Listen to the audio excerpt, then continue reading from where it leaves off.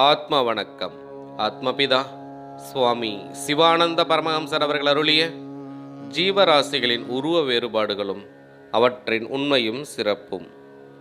குச்சி குடிசை, பர்ணசாலை முதலானவற்றில் வாசம் செய்கின்றவருக்கு சமமாக உள்ள எறும்பு, ஈ முதலானவற்றின் ஜடத்தில் வாசம் செய்கிற ஜீவனுக்குள்ள சக்தியும் புத்தியும் மனிதன் என்று அபிமானித்து வருகிற கிரகங்களில் இருக்கின்ற ஜீவிகளுக்கு இல்லை என்றே தெளிவாக்கலாம்.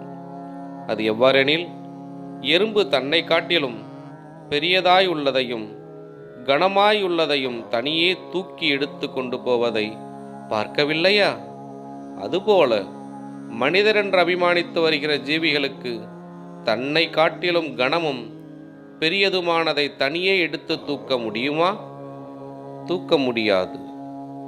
தவிர எறும்பு மிகவும் புத்தி சக்தியுள்ளதாகும். அது தனக்கு வேண்டுகிற தொழிலுக்கு தடை உள்ளதனை தடை தீர்க்கின்றதும், முன்கூட்டி தன்னுடைய உபஜீவனத்திற்குள்ளதை அதிஜாக்கிரதையிலும் சோம்பலின்றியும் சேகரிக்கிறதும் நாம் கண்டிருக்கிறோம் அல்லவா? ஆம், கண்டதுண்டு.